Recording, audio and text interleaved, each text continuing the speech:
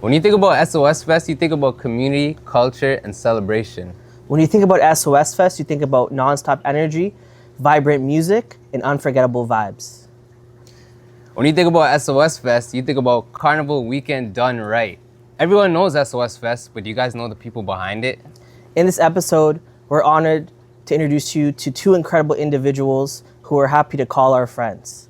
Join us for a real, unfiltered conversation where we dive through a various amount of topics, share stories, and of course, share laughter. Welcome to our podcast, Naveen and Andrew. You got it. Sorry. Welcome to our podcast. Blooper. Welcome to our podcast, Andrew and Naveen. Welcome, Thank you, guys. guys. Thank you guys for coming. Thanks for having me. Yeah, appreciate you guys taking out the time, coming here to sit down here with us today. Most and foremost, we appreciate you guys, your hospitality every time you got Caribbean Linkup TV at an SOS event. Thanks to you guys, you got a lot of big interviews, and we appreciate that, and we can't wait to hear a little bit more about your story today. Anytime, man. I appreciate you. Yeah, for sure. Okay. So you guys brought some gifts here. What would you tell us what these are? This is one of our official sponsors, Cocoa Rum. It's real coconut water with rum. And I think you guys should try it because Yeah? it's a really, really refreshing, nice beverage. It's fitting because it's coconut water. You know what I mean? And from the islands, everybody loves that. And it's Canadian. We always got to support our Canadian partners. Cheers. All right. Cheers. Cheers, gents. Cheers. It's really good. I don't even taste this is dangerous because you don't really taste the alcohol Don't in it. taste no alcohol. You're just It's good drinking like this. Wow, that's how we're gonna get lit today. So I've known you guys for a few years, and you guys are, I want to say complete opposites, but you guys have different tendencies, right? Andrew, you'll send a message in a group chat at 7 a.m. where Naveen's more of a 3 a.m. type of guy. True. Andrew's more top 40s music, and Naveen's more 90s rap or anything from that to Nessa Preppy, right? So you guys are complete opposites. So what makes you guys more of a cohesive unit? You know what? I think that even though we're complete opposites, we're similar. Like, we are actually down to earth, joking around type of people. And that is what we get along the best with each other, right? We can make a joke out of the thing or be serious at the times that we need to. And that's what I love. I think that's why we are like this. All right. When did you guys meet? Andrew was 18, 19-ish. I was already doing my thing downtown Toronto, and through a cousin of his who was working with me at the time, he said, I want you to meet my cousin Andrew. And I said, well, what's this guy all about? Why am I meeting this guy? And he explained that Andrew was a popular guy. University, he has a university education. We got to big up that. Wow. Nice. And what's your major? I have a specialist in biological anthropology. Yeah, So I'm like Indiana Jones. Yeah, I don't know what that means, but it's impressive. And he did a lot of things with the school. A lot of people wouldn't know. Andrew was on the U of T basketball team. So Wow. he's got a wicked jump shot. Step back, he's got a nice step back shot there. And you're president, right? I was the president of U of T. Yeah. President of the whole damn school. Damn, president of the whole school. We did a bunch of things there. So I was the president of the student union and the athletic department. Nice. Yeah, so Andrew had an office right there. I envied it when I used to go visit him. But, yeah, it was really cool because I never went to school, and I always felt like I missed out on something. So when I saw Andrew doing his thing, it was like this could have been, but it wasn't for me, and I was proud to see what he was doing. And in terms of bringing him along as a promoter, he's a little bit younger than me. Yeah.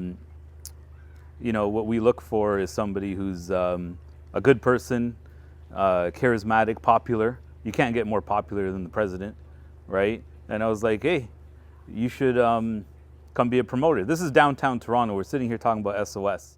So you were doing events at this time when you met him already? Yeah. Like I was running nights downtown. The first more than half of my career was kind of in the mainstream. Downtown nightlife. Urban everything. Like we've been involved in nightclubs and nights in nightclubs that have been from anything from EDM to hip hop, and but in that time, we always still did Caribbean events, right? It's where everybody like us comes from. So I think a lot of the experience we have, we benefit from dealing with all worlds. Yeah. Super windy back here, guys, you know. No, yeah, you guys definitely came a long way, and it shows in your festivals, right? So did you guys have any issues when it came to trying to bring that Soca culture downtown? Any West Indian racism in terms of that? Listen, there's always systematic racism. It's not always vocal, but it exists. And it's not specific to West Indian, right? When the powers that be don't understand a culture's music, behavior, language, imagine you're someone else. I'm not going to say who, but just imagine you're someone else. And you pull up to a Soca event, and there's powder and whining and certain language that's used. Even though everybody's having a good time, and we know that it's actually the best market to be in and the happiest and the safest, it's foreign to certain people, right? And they don't understand what's happening in front of them. So, you know, it's not, like I said, it's not just a West Indian thing. It's many genres, many cultures face it. We've been in the back rooms where it comes out, right? So we've been around it, and going back to like the mainstream experience, sometimes people don't realize what they say in front of who they're saying it, right? And they forget, I'm talking to a man of color. Yeah. You know, even though he's in our room, Get a little bit too comfortable. they get a little bit too comfortable. So let me just say it exists. And I think that a major part of what we do is to change people's minds and have them see the beauty of it, right? And doing things professionally helps achieve that goal. Yeah, and that's like one of the main goals of bringing the culture together, just bringing everybody together to have a good, safe time, right? Yeah. So, yeah, definitely. So how did you guys come from this downtown promoting vibe, and how did SOS come about afterwards? Well, downtown promoting vibes was Naveen has always been down there, right? And as you said, I went under his wing, and he taught me the whole downtown clubbing aspect of it, right? I was never really a downtown guy. I would never go downtown now. I just can't even handle that. Yeah. But at that age, I was always downtown every single weekend, and he was running a lot of the bigger clubs and all that kind of stuff. So I had that connection in that Nav gave me to, right? So when we started doing all the downtown shows and stuff like that, it was good. But then my culture's Caribbean. I'm half Guyanese, half Trini. So I would always see these big Soca parties and the Soca artists and stuff like that. So one year in 2014, I came over to Nav. Well, first off, before I came over to Nav, I had an idea, right? But my idea was not based on what I wanted to do. It was based on what everybody else was doing, but in my opinion, they weren't doing the best job, right? And what I mean by that is that why was it taking 2 hours for people to get in? Why was it taking an hour for people to get a drink, right? And the ironic thing is that I never went to one Cabana party before SOS was created. So the first show that SOS did was my first Cabana party that I ever I went. never even knew that until right now. Yeah. I never went to no outdoor did not know concert or that. anything along those lines. I would just hear the next day, because we were in Toronto doing the club stuff, Yeah. that I would hear about these problems. Yeah. So then afterwards, I'm like, okay, let's see what we can do here How and can try we solve to fix this? this. Yeah, how can we solve it? And that's why. So how did you sell Nav on this idea? Well, you know what? It wasn't really selling the idea. And I want to touch base on that because Nav and I grew up recently in the clubbing scene. Yeah. But he trusted me, right? And what it was is that I came over one midnight, and then I learned that he was going on a vacation in the morning, and that is when I first landed the big contract that I had no clue how I was going to pay. But I'm like, Nav, I'm coming over. He told me that he was catching a flight. I'm like, this cannot wait. I am coming over right now, and luckily he lived 10 minutes away. Yeah. We spoke about the whole idea. The first contract was Marshall Montano, and I just said one line to get him on board. Nav, it's my dream. Then he goes, Andrew, I'm on board. That's literally what he said, and I was like, when he said it, first of all all he has to say is, this is what I want to do. And that's what he said. He said, this is what I want to do for the rest of my life. So, you know, when somebody who's so close to you and so passionate in that conversation, there's some people who will say, I want to do something, but you can't feel it. You know what I mean? I felt it. And I think that, you know, we actually never talked about why he came to me. But You trust him. but I think that it's the experiences, right? Like logistics meets culture, meets marketing, meets execution. In my time downtown, I was operating venues. I was a club owner. Yeah, nice. That's a totally different hat you're wearing, right? So I was like, when he said it, first of all, I'm like, this is my little bro, like, we're gonna do this. And then the next thing was like, you know, every genre has a festival, right? Yeah. And this world, and this is not a knock, it's the truth, is usually a few steps behind what the mainstream scenes are doing. And that's the case with a lot of markets, right? And being from the mainstream, but being tapped in with Caribbean, West Indian, Jamaican, whatever you want to call it, all those worlds, I was like, it needs a festival, right? And it was kind of like, that's where my passion came from. My passion was like to do something that's, and anything I do is fueled by building a brand that's respected, 100%. right? It's cool that people within your community recognize you, but when others respect and recognize your brand, it's like you feel really accomplished, right? I'm sitting here right now wearing a festival hat. In the early days, it was just a few people knew it. Now you go to the bank or you go to the mall or you go to the Raptors game and it's like, People know the festival. I have one of those. And like, you know, I was there, right? Yeah. And we're guys who always play the background. We stand behind our brand, not in front of it. So sometimes you engage in a conversation about their experience and don't tell them who you are. And it's nice to hear what they say. Yeah. Just to get that feedback, to see how your party goers and what they say. Yeah, like I was recently on a vacation in, I think, Mexico, and I was wearing an SOS shirt and hat, and a couple people tapped me and said, we have the same shirt, right? And like, that's cool, right? All the way in Mexico. Yeah, that's cool. That's what energizes you. Yeah. Well, going back to your first contract and thinking about how you're gonna come up with that, was like the initial startup of throwing the festivals easy? Like, where did you get that backing No. to even do that? Like, No, how did you come up with that money I from mean, Marshall? Like, listen. where does it come from? How do you do that? Anything that's been done great in the world started with a pair of balls, right? You got to have nuts, right?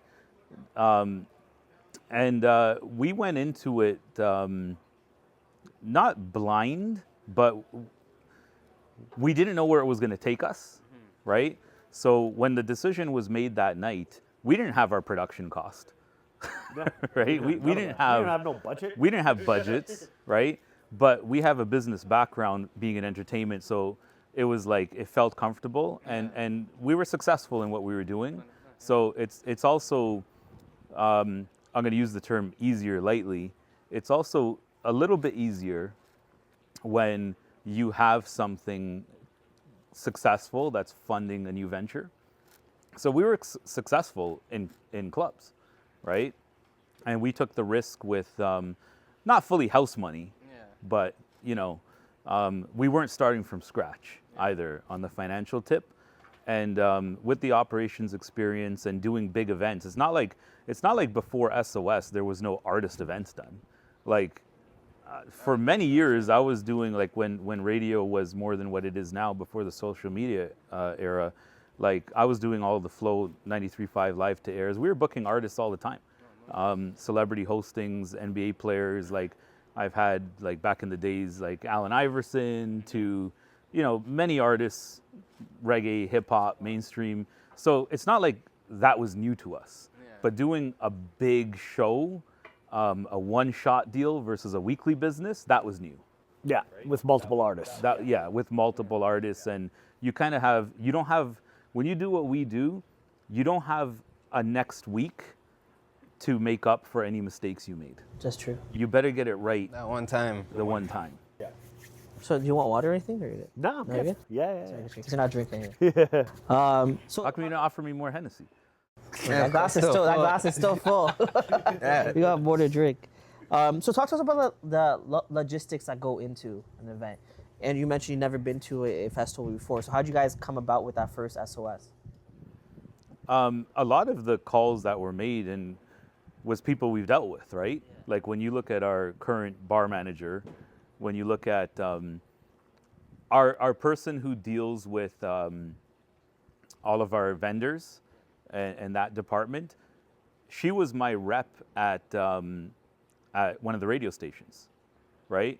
And then when as you build relationships, you learn about what people do on the side. And I was like, this is an area that needs to be covered by a manager. And then I think I suggested, I said, we should put Patrice on this, and we should put Moise on this. Yeah. And honestly, a lot of your friends had a lot to do with it. Like your day one friends helped us a lot. But like volunteering for the cause. And they're still there. And they're still there doing that. And just when it comes to logistics aspect too as well, I think we both have a background of that, right?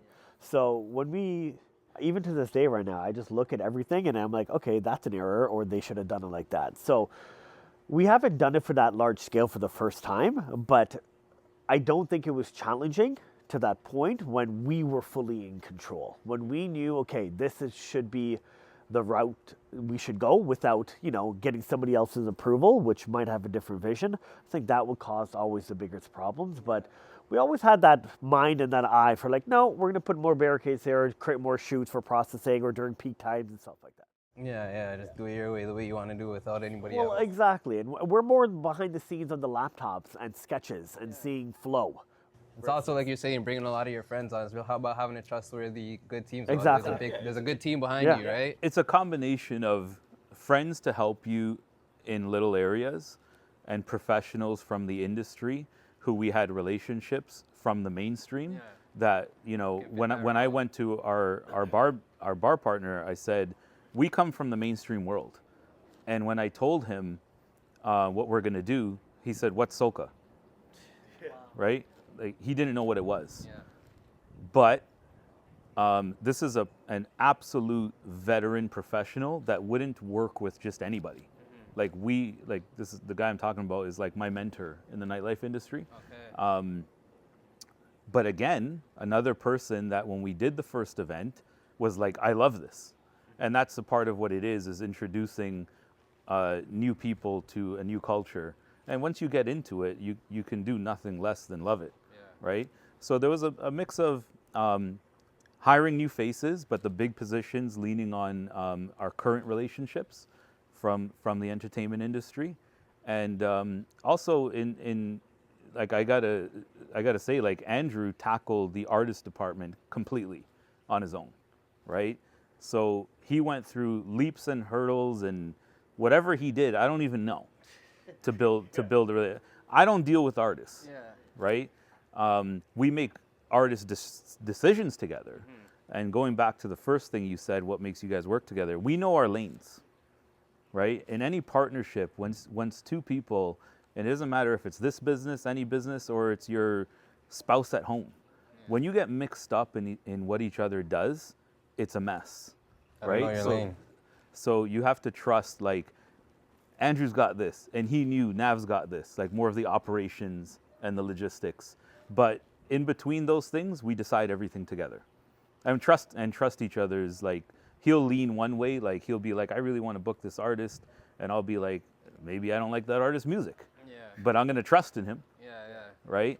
And I might hire somebody to handle a department of the logistics, and he might not know why I'm looking at that person, but there's something I picked out of that person that makes sense, right? Yes. So Andrew, you mentioned this was your dream, right? Did you see SOS Fest becoming as big as it has 10 years later? No. And I appreciate you saying it is big, but there's always more for growth. And once I start thinking that it is big, then I don't want to have that mentality yet, because I want to wake up every day going, nope, we're going to conquer more and conquer more. Remember, SOS was just one day. Now it's technically 3 days with 4 events happening and we're doing shows throughout the entire year. We were just working on one show all year. Now you got shows all year. Now we got one show in all year. So, yeah, there's always growth, and I am happy of what we accomplished thus far. But the job's not done as yet.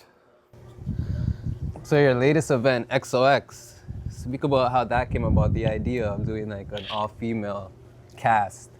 Inspired Soca dancehall concert. Because first off, thank you guys for having Caribbean Linkup there. That was amazing. Yeah. It was a really dope event. Yeah, Yeah. Nyla, Lady Lava, Spice did phenomenal jobs performing. Rebel, I haven't seen Rebel packed like that for a so-called dancehall concert like that in a while. Yeah, so talk about the inspiration there. We did that show in 2022. We did XOX with Shensia as the headline, DJ Anna and Nessa Preppy. And then there was a break now until 2025. So attention spans can be short. A lot of people don't realize that was a sold out event in 2022, right? And we just wanted to bring it back. You could take it from there, but we just said we should bring that back. Yeah, when it first came out in 2022, we had the ability. It's now coming out of COVID. It was now coming out of COVID, so we're dealing with a lot of COVID problems and stuff like that. But you know, the world was lightening up overall. Getting Shensia was a huge deal, and then we just noticed that there's a lot of female-inspired concerts, which is only females. So that's what the core route was. And when we created that and we released, there's a lot of artists that reached out to us that was male that would like to be on it. And I'm like, sorry, we can't. It's females only. I just wanted to stick to that true, authentic type of, what we set out to be, right? So we brought it back this year, and it was a great lineup. Nice. Yeah. Sorry, go ahead. No, you go ahead. No, you guys continue to change the game, and you guys are continuing to breaking barriers. Also, with this Kess concert happening on Budweiser stage, June 14. Now, this is something that's never happened there, downtown, at a big stage as Budweiser. What are your thoughts about that, and why haven't we seen more Soca concerts done downtown? More Soca concerts done at a Live Nation venue such as Budweiser stage. You want to answer or you want me to? Oh, I'll start and you can go. So the culture has to grow overall, right? And it's been growing over the last decade, right? But then we also have a working relationship with Live Nation. When we do Christmas at History, that is a Live Nation venue. So there's a few things our goal was to be different and not go to the same venues that maybe everybody else goes to, right? And we have to open up those doors for people to be educated on that, right? So I can't comment on how Live Nation looked at the overall concerts with us or within the culture, but by working with them, seeing history, Kess is an amazing artist that is breaking records all around. So having that data, and Live Nation is very data oriented, so they're looking at that, and then obviously we've been partners with Kess for the last couple of years, which is amazing, and we were to bring back Is We for this year, for 2025. So just about, we were about to pull the trigger on launch week. Literally, we get a call on Monday saying, are you guys available for a phone call? We're like, okay, thinking it's all Is We related. And then afterwards, the opportunity became to house this Kess concert at Budweiser, and for us to all be partners on it and work on the little details. Nice. Yeah, Live Nation owns that venue and controls the house. Live Nation is a conglomerate that runs the world with concerts, events, venues. They own Ticketmaster and all that. They got an eye on Soca. They got an eye on us. But let's tap into the Kess part. Kess is the perfect artist to break that barrier, right? And they believe in that, and we're honored that they have us as a partner on it, right? Because that's the first time. Like, Live Nation has not partnered with a Caribbean event producer here, right? At Budweiser, I don't think anywhere else, and that is a big venue, right? So you also have to back up the business, right? There's not a lot of Soca artists that can fill that venue. And, I think we're proud today to say, I don't think a lot of people realize how historic this concert is, because you have seats, right? You have what, 9,500-ish, 85, yeah. 8,500 seats before you get to the lawn behind the seats. This concert was planned hoping to sell out the seats because not every show gets to the lawn. Yeah, Right? even mainstream songs don't get to that. Past that goal, Yeah, and the lawn is open, and that's moving. This is historic. that's the story. And I'm not sure if people realize that they should be part of this moment in Toronto and stand up, for Kess, us as well, and say, we belong on the big stage and we're going to sell it out. Yeah. Right? So we urge everybody to be a part of this moment, right? And sell it out. So we can fill it up And show the city. and show the big conglomerates that Soca deserves its respect, right? And should be given opportunities and will deliver. But it does start with Kessa's music is universal. It's very unique. It reaches a wide audience, and I think that they're the perfect trailblazer to do it. And when it comes to going back to the change of going there, Kess and the whole family, which really is a family, and we're happy to say like we really feel like family with them, they want to break barriers, as do we. So that like-mindedness, made it happen, and Live Nation believed in it, and you got to give credit to them as well for saying, yeah, let's do this. Yeah, shout out Live Nation. Yeah. And it was planned very late. Usually shows are planned months in advance. Wasn't our call with Live Nation like, hey, how do you guys feel about pulling this off in 8 weeks?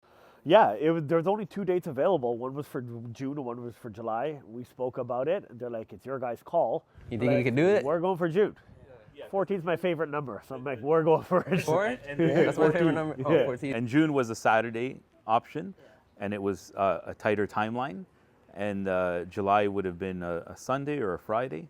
And then Kess himself on the call with us, right, said, well, let's go for it. And we were like, all right, that's it. Everybody hung up the phone. All right, guys, we're going. and that was it. And it turned around in 48 hours. The promo was out. It dropped, and history is being made. Exactly. So something last minute like that, like how do you guys stay connected with your audience to just drop that news? And like, do you ever have criticism with them complaining like, oh, the ticket prices are at this price? But that was another thing that, the ticket prices were controlled, right? A lot of people, the ticket prices were made to be accessible to everybody, right? A lot of people know things can get pricey. Everybody hears about Ticketmaster fees. Yeah. And credit to them, everybody, all the partners were willing to make it accessible. I think the ticket prices are very fair, right? And that goes a long way, right? And so, shout out to everybody for that. Yeah, shout out to all the supporters, everybody that always chooses to go to an SOS festival every time, right? So we just talked about three big festivals and concerts, right? XOX, the Kess concert coming June 14th, and of course SOS Fest. So can you guys share some key strategies on how you guys execute these events from a promoting standpoint? Like, how do you guys end up having thousands of people come to Kess, having thousands of people go to XOS and SOS Fest? Like, what are some key strategies you guys execute? Yeah, some secrets. Well, let me start that off, and I want to give my flowers to Naveen on that aspect, right? And the reason why he has a very unique marketing brain, and we were doing adequate before. And I say adequate because, we were tied up or busy, the nightclub scene was still going on, so our attention was being pulled everywhere, right? But Naveen always has this knack for, right approaches for marketing, create different assets, go with the trends and so forth like that. So, our followers are one time for 8,000, and now it's approaching 20K in the last year and a half, right? And Nav has really dialed down and taking that on in order to hiring a full-time marketing team that is retained by us, that when we need stuff, we get it, and just maintaining and sticking with the trends to create daily marketing aspects, right? So, good job. And if you do all of that and your events suck, it doesn't mean anything.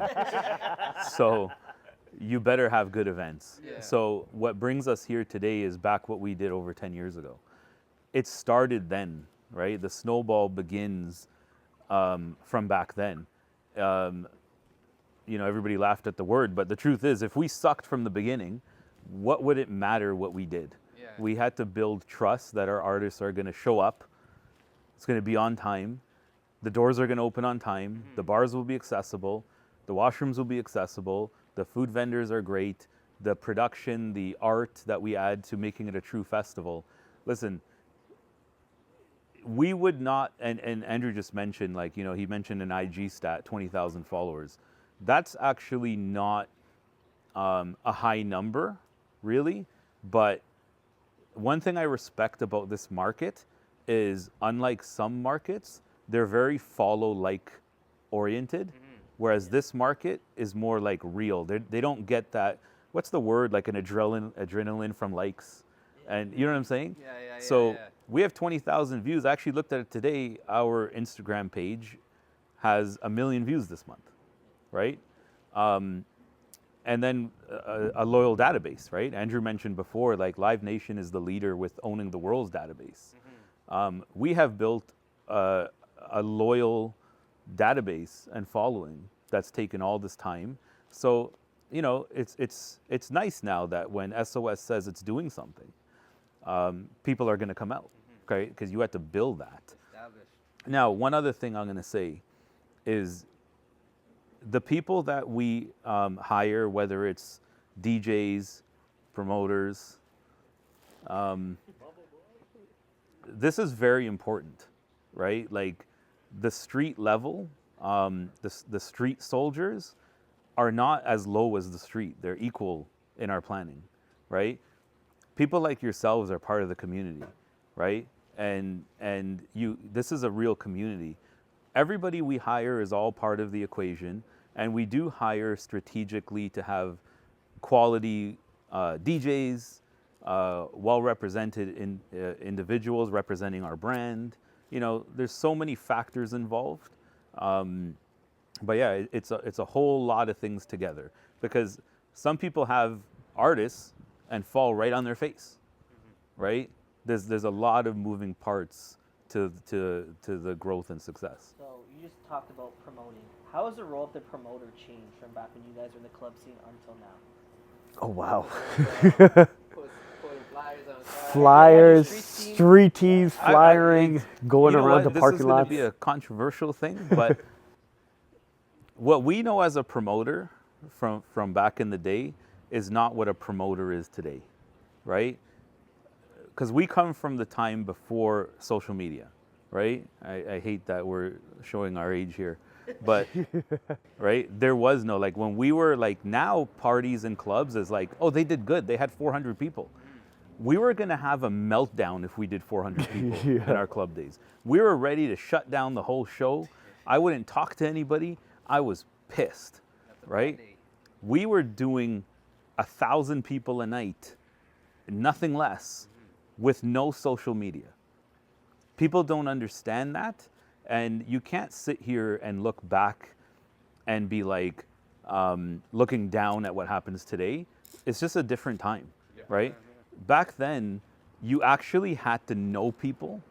You actually were texting people. You, if you had a phone even, but the flyer lines, standing outside in the cold, the flyer lines were 30 people deep. The recipe back then was whoever has the best DJs at the best club and hands out the most flyers wins. Correct. Yeah, but right? So in today's age now, what would a promoter's role be? Because I know a lot of people just think they're just going to post on Instagram on the story and on their main feed, and that's promoting. You know what I mean? Like, yeah. Instagram, is that worthy enough? That's not really, to me, I don't think that's. Well, I think that if you do an event, your event experience is the number one difference, right? Like, you know, John will go into a venue and do a party, and he will, and we talk on the phone a lot, right? And he's like, I'm thinking about doing this as giveaways, and I'm thinking about doing this as a theme. You recently did a wrestling. Yeah. And we had a booth over there, and I turned around, and there was WWE wallpaper behind my table. But I noticed it. Yeah. There's an effort, right? The work ethic, the effort is there to do something unique and different, to have a thoughtful DJ selection, and not just posting flyers, right? Like, okay, like the first time you see a flyer, it's done, right? Now it's like, what are your other assets? How are you explaining what's unique about your event? And then sometimes it just comes down to following, right? And as a promoter, one of the main things that I would say is present yourself well, right? Don't look, talk, act like an idiot, right? Who's gonna want to go to your party when you're an idiot? Yeah. Sorry, I'm a straight shooter, right? No, 100%. Dress the part where you're at, speak the part, be respected in the owner's room and on the street. You know, carry yourself the right way, and people will say, I rate this guy or I rate this girl, and I'm gonna support what they do. If no one likes you and you don't carry yourself the right way, right? Who's gonna, you know? Yeah, who's gonna follow your brand? Yeah. And the other thing is building a brand, right? I just led into what I was gonna say next, right? You are a brand, and some people treat themselves, they get into controversy online, or they get into say the wrong things and, you know, do these things. Like, this is the first time we're actually talking in front of a camera planned, because we stand behind a brand that's respected. But as promoters, we're event producers. We're not promoters, right? Promoters, carry yourself like a brand, right? Treat your event like a brand. Choose the right venues. Now, that's another conversation. There's a lack of venues, right? That's the state of the industry problem. But, you know, there's like, just think of yourself as a business. 100%. So to lead on to that, why do you guys think a lot more events are not pulling the numbers that they should be pulling, right? There's a lot of venues you see that, you know, they're doing a good job promoting. I'm not gonna lie, they have a heavy DJ lineup, but then they're not even close to being at capacity. In my opinion, I think people are smarter with their money. They're prioritizing concerts and festivals and experiences that they know that they're gonna have a good time with. So how would someone break through that barrier if they want to open up a new concept? And why do you guys think it's harder nowadays? Well, what I do think off the top of my head is, yes, people are being a little bit more mindful of where they're spending their money. However, the times have changed, right? The clubs have been all around for decades, right? And I think right now it's more about that social atmosphere where you can eat food and have drinks. It's not necessarily going into a club listening to a DJ with your friends, right? They're both amazing, but I think people like the idea of sitting down, having a conversation with your music in the background, eating and having drinks, right? So I think that is where everybody's adopting to, on top of the experience aspect. With the lack of venues that we're currently facing right now, with having the DJ element over there, there's only so much you can keep on doing that, right? And the venues are right there are not, I don't want to say cool, but there's always, in the back of the day, when we had big, massive clubs, like, I'm talking about huge ones. Mansion. Mansion's big, but not like Circa or Lucid or Republic. Well, Mansion was 4 floors, Yeah, which each was his own big club, room was and different. you can have a different vibe on every level. Yeah. And there's nothing anybody can do to fix that today. Once social media happened, that was it, right? I can't sit here and lie, so I'm going to say the truth. Let's hear it. Okay. The truth is, back in the day when the Toronto nightlife industry was booming, and that doesn't just mean downtown Toronto. The suburbs had really big clubs, as Andrew mentioned. There was massive clubs in the suburbs, right? But clubs were a place that you went out for a social element to your life. Social media gives you your personality now. Yeah. Right? There's people that have big characters and big followings, and then when you talk to them, they're a complete dud. Like, there's nothing there. Yeah. Right? So that's one element. If you want to meet somebody, right, you meet through social media. And I'm going to say the truth, which I might allude to earlier, it was about meeting guys and girls. Oh, definitely. That was definitely the case. So one thing I always say, and when I say it, people say, damn, he's right.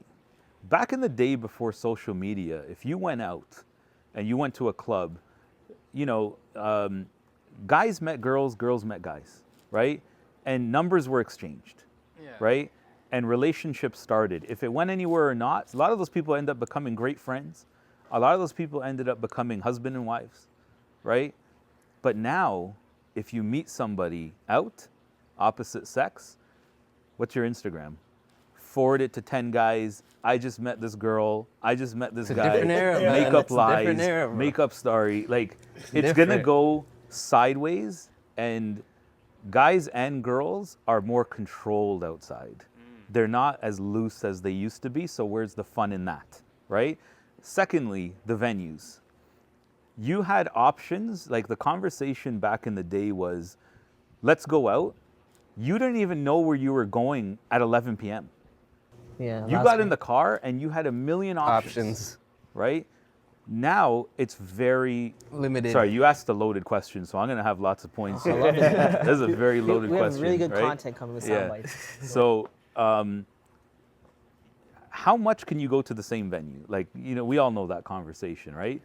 Now let's talk about accessibility. We just talked about the Kess concert being a fair price. I think SOS Fest is very reasonable for what you get, right? In a mainstream, that would be twice the price. Tickets are meant for concerts and large events.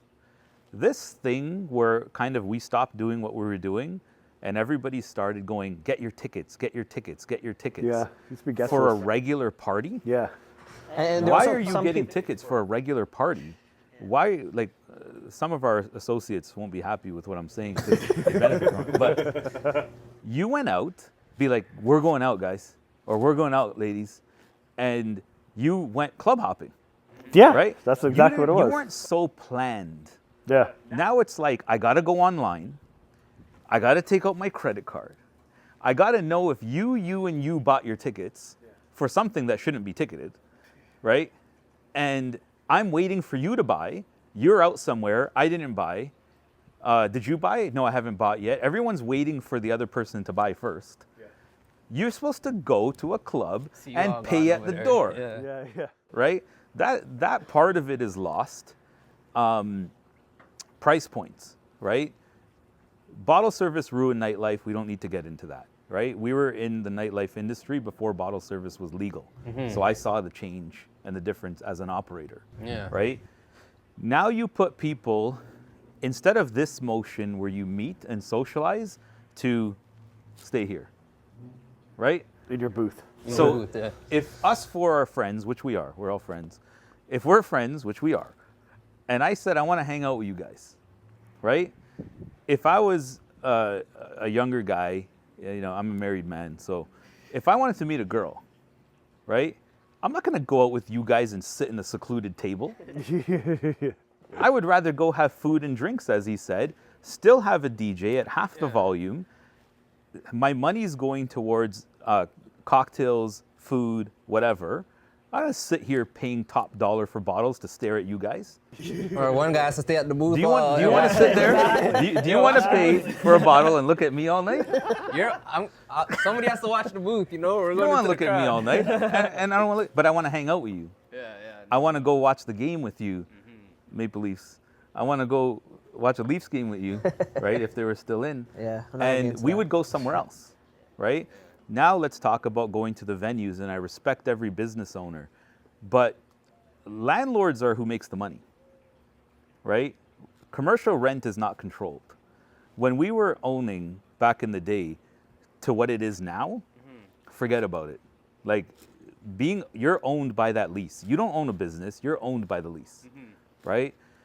Now you have to raise your bottle prices and all of that because you have this big nut to crack. Even server minimum wage is not there used to be a server minimum wage because they make tips. Now there's a standard minimum wage, which is way more than what it was. You got to pay all the staff, all these things, right? You can't hire a manager because you're working it yourself, right? We had managers. We had managers for every department. We had hospitality manager, VIP manager, bar manager, general ops manager. Take care of that. We had all of that. Now the owners are running around trying to do it themselves, and you can't keep up with all the needs of a business, right? Like I go to a party here and there, and it's like there's no washroom attendants. I went into a washroom recently, and everyone's sliding on pee. It's a mess in there. And I'm like, I couldn't have a place like this. This is not part of our language, right? Like this is not how it should be. And it's not to blame the owners. They have certain cards they're dealt with. There's residential rent control. There's not commercial. Once your lease is up, they can get rid of you or jack it up and get you in an emotional state where you sign something that if you looked at the business realistically, you can't afford that. And then, I told you it's a loaded question. And then now let's get into the West Indian market, right? The bottle prices do not allow a profit, right? The drink prices do not allow a profit. They don't allow you to have managers to run departments properly. Everyone's saying, I'm going there because Hennessy is this, or I'm going there because Ciroc is that. Not because of the quality of anything. Now, that 20% you lowered your price, do you guys know what the average business's profit margin is? The same 20% you just lowered your product. So how are you going to make money? Yeah. You're bringing in a crowd now, but you're still not making any money. At the end of the day, you're counting and you're counting, you're counting. I'm even Steven. Yeah. Right? So there's a loaded thing, right? There's a lot of reasons, and I'm probably only naming half of them. Yeah. Right? There will always be a place for parties, right? Now, one other point is it's become a one-off world. In our day, it was weekly parties. You turn the key, you knew tonight I have 800 people coming, I have 23 tables, and it happened every week on Friday and Saturday. Now, if John doesn't do a party, you're closed. Yeah. Yeah. Right? Nothing's gone. And then you did a great Saturday, and next Friday comes, and you're not even open, right? So now everyone's reliant on a special event, right? Special events usually have a name, but it's the same thing, right? And in the scene, you know, we make jokes about it. It's no disrespect, but like 20 DJs on the flyer, your music, what are you laughing at? No, because I asked this question to somebody like last week. Your music, like think about your experience now. Yeah. No one can tell me 20 DJs on a flyer is a good musical experience for the clientele. Hey, we also have to make sure all 20 DJs' faces are on the flyer too. That's right. Yeah, you know what I mean? And point. Not pointing at me, I'm not going. What's an acceptable amount? Right? That's what I want to know. In my mainstream days, which is still more than half of my career, I rolled with 2. Right? Nowadays, if you go downtown to nightclubs, it's usually 1, sometimes there's 2. But those DJs have a relationship in the booth, and the music is beautiful. Right? Now you have DJs walking in for their set. They don't even know what just played. Yeah. They Which haven't is felt highly the annoying. But that's how it was back in the day. You have to feel the vibe. DJs Yeah, know you get this there song was early played and you already. see it. You know what I mean? Exactly. That's how it used to be. There's a respect to it. Yeah, so you have DJs burning tracks early because they're not happy with their set time. Or recycling. Right? Recycling and all of that. But, you know, when we ran Luxy, which was a legendary Caribbean run, Friday and Saturday, 2,000 people a weekend. This, you know, we had 4 DJs a night. Yeah. And to me, that's the maximum you can go. But we gave them schedules, days in advance. Remember, I always put the schedules in the groups. I labeled the genres because as event producers, you need to also dictate how you want your night to go, but also give the freedom, because your DJs are the experts, right? To conversate in a music group. Remember, we had music groups, right? This is not hitting, you think we should try this? And we always trust our professional DJs, but any more than 4, you're sacrificing the event. But now we're talking about the event experience, right? And I think that's overlooked today. You want to have a good party. So also play devil's advocate there. I feel like there's the West Indian community in general, if there's 4 DJs on there, it's tough for you to sell an event because they've made it that, you know, a lot of DJs on there equal a good party. And you know what? Females are also smarter nowadays when it comes to events, because I'll be sending a flyer to my female friends and they're like, oh wow, that's an amazing DJ lineup. They're becoming smarter now because they know they've gone to many events where there's not a lot of people there. Right? So they're looking at that lineup and like, you know, that's an amazing lineup. Let's go to that event. All these DJs people are gonna come, you know? Like, Yeah. Now, I'm not saying putting your face on every flyer is a good thing. At the end of the day, I think me and Naveen have talked to this a lot of times. I think the West Indian community could do a better job at promoting their events. I think I wouldn't say a mistake, but I didn't announce any DJs for my Soca Suave boat cruise, and we were 70% sold off the bat. And that's something I realized, that brand right there built this stuff. You don't need to have that many DJs. People on road are saying we trust Mama's Boys events, right? That's amazing. That's a major win, right? That's proper. That's good. Yeah, and also just a comment on that too as well. Like I think there was a phase where everyone thought having 20 plus DJs is the right way to go because the lack of promoters right now, and your DJs become that promoting element too. But then if we revert back to what you just gave an example for, that's how it should be. You create a decent flyer with a good experience with a trusted event producer with trusted DJs, and just create that experience for your patrons. That's all it is now. Yeah, and different, like the flyer redundancy, right? It takes a certain effort to leave your house and create something different, or sit there at home and brainstorm. It's easy to just keep posting the flyer, but it's real creativity to create new assets, new marketing material. Leading up to XOX, we didn't know that we had to do it, but we decided to feature our artists more, and we did a shoot which you helped out with, and the ladies were in, where we highlighted their music. It was a different, unique asset, right? It took planning, effort, phone calls, people leaving their house, us to pay people, and all of that, right?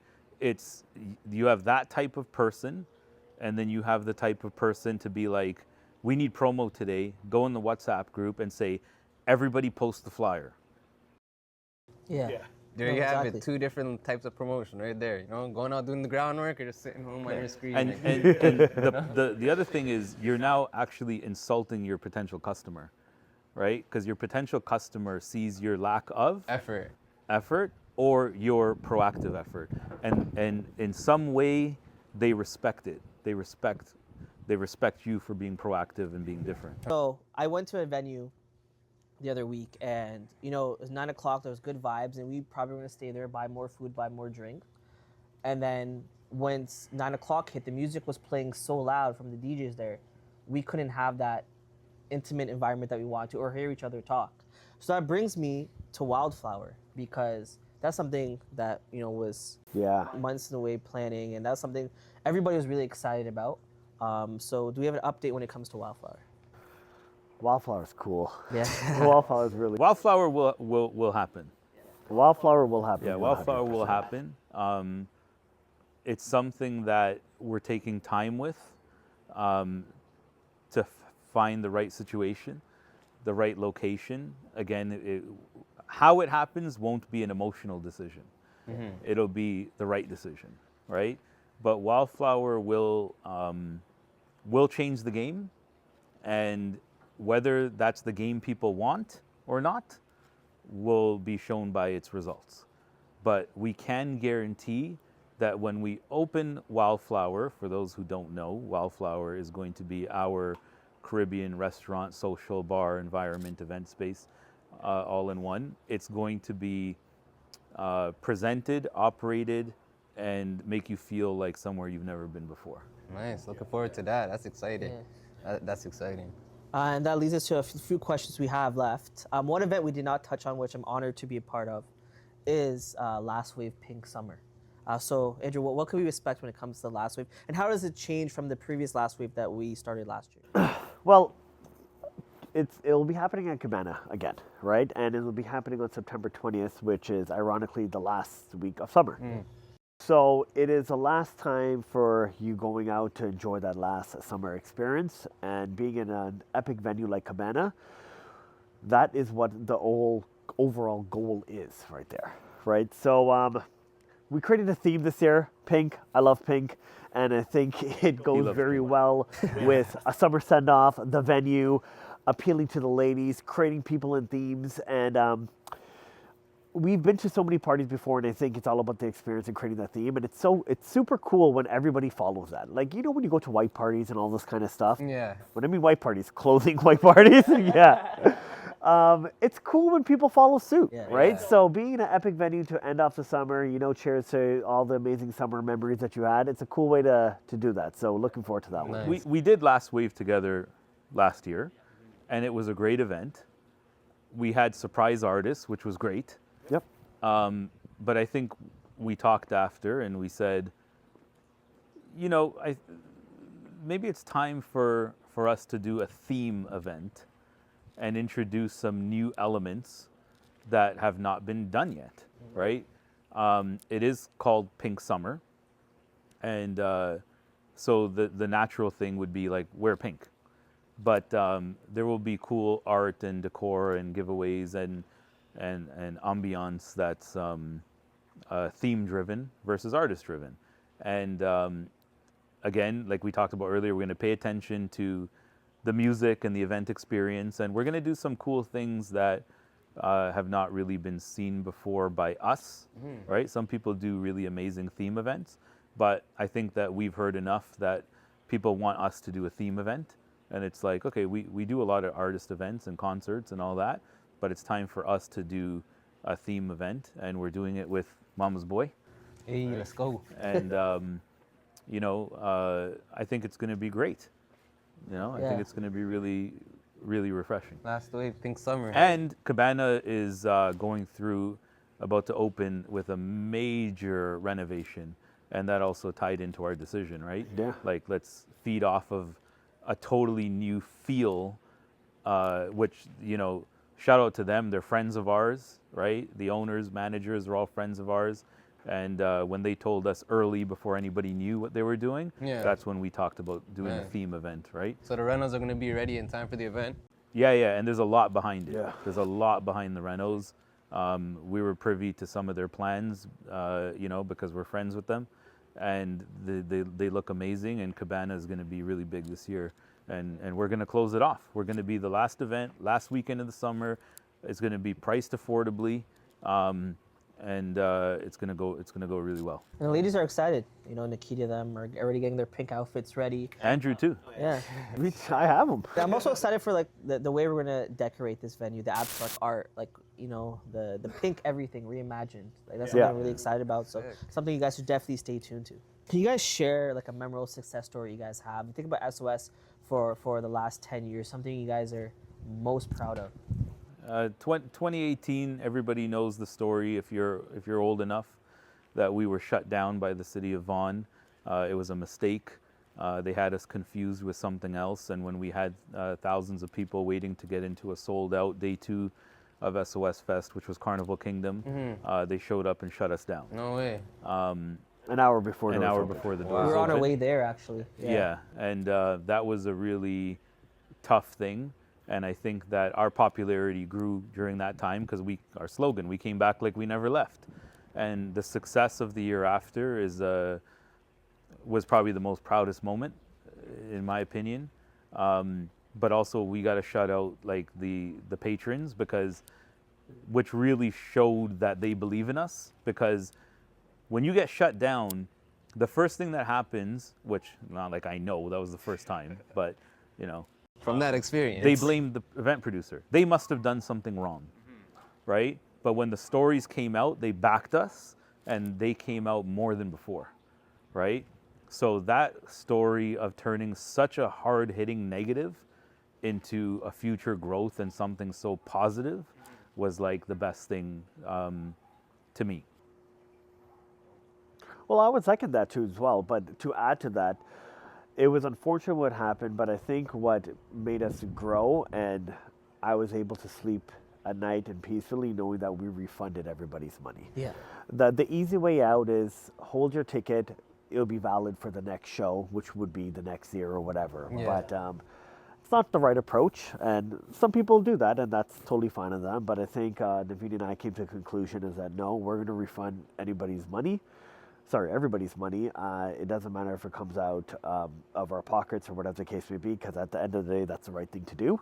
And as mentioned, it was shut down an hour before, so everything was paid in. And it did come out of our pockets. We had paid for everything. Yeah. So when you look at an event like that, it's not like throwing a club party. It's a life changer, right? It's a lot So bigger not than only that, do yeah. we take the risk to do it in the first place, but to get shut down, we hired a truck and staff and paid more to watch them hand out our money and take from our families and refund everybody, like literally the next week, Yeah. right? And, you know, we could have hid because we stand behind a brand. Nobody knows who we are, Well, I think people know who you are. They know, more. definitely know who I am. Yeah, I nicely.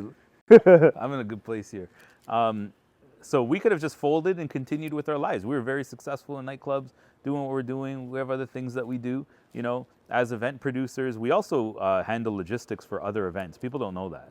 People lean on us to run other concerts, and we're working on another genre festival that's nowhere near Caribbean. Yeah. We do other things, but we didn't hide from it, right? And the proudest moment for us is that we did the right thing, which a lot of people, you know, you wish that people do the right thing in life. Mm-hmm. And we did the right thing, and we were rewarded for it with loyalty. And sometimes you're still going to have the comments, you know, if something, I waited too long for my bottle of water, and that's okay. Right? Yeah. Because 99% of people have really shown love back from what we did, and that's been the best thing. Nice. Yeah. It's good. No, I love how you mentioned the criticism part, because when we talked about this, you go to SOS, you're not waiting in long lines for your drink, right? Then how come I get DMs? I'm kidding. The only time you ever wait in long lines is because they don't explore the grounds and they see one bar, they think that's the only bar. There's 10 other bars, yeah. I walk around sometimes, I'm like, guys, there's some bars there. They're like, oh, I didn't know. I'm like, okay. Like, you know, there's a whole bank of empty washrooms right there. Yeah. Yeah. So, but you know, that's a minority. Yeah. Right. It's all love. Like we get a lot of love and we appreciate it.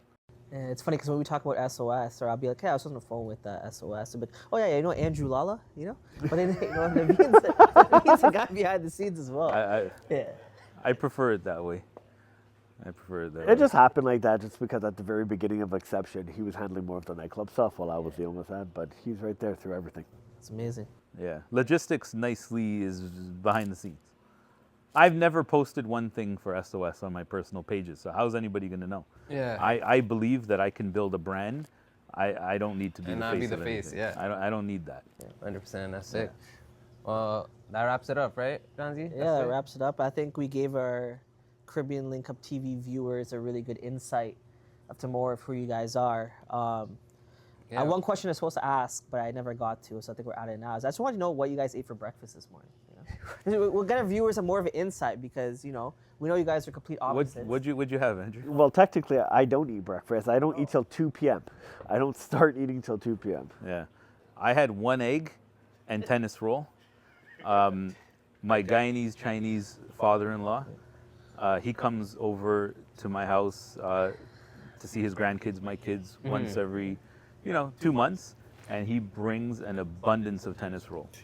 So the next day, the tennis roll is fired up, and he was over 2 days ago, so we've been on that tennis roll. How do you eat your tennis roll? You toast it? You just Toast, like buttered, not the whole bun, not the whole roll, half. I gotta watch my carbs. He can't handle any more rolls. Yeah. He has too many rolls already. You slap the cheese on there? No cheese. No bun and cheese. No bun and cheese. No. But pretty much it's either yogurt with granola or eggs, and if there's a half a tennis roll around, that's what's gonna happen. Yeah. But if we're done, I just wanted to say, the Cocoa Rum, Stag, shout out our sponsors. And we talk about community. You guys are both doing it. People should support Caribbean Linkup TV because there's no monetization plan yet. This is all this effort, everything that's here is for the culture, and people should respect it and follow it and acknowledge it and share it because these guys are doing it on their own time when they could be relaxing, watching, I was gonna say the Leafs game, but we lost. So we get a lot of credit sometimes, but people like yourselves are doing a lot of things and people should respect it. I appreciate that. That means a lot. Good job, guys. Oh, It means a lot. Thank you a lot.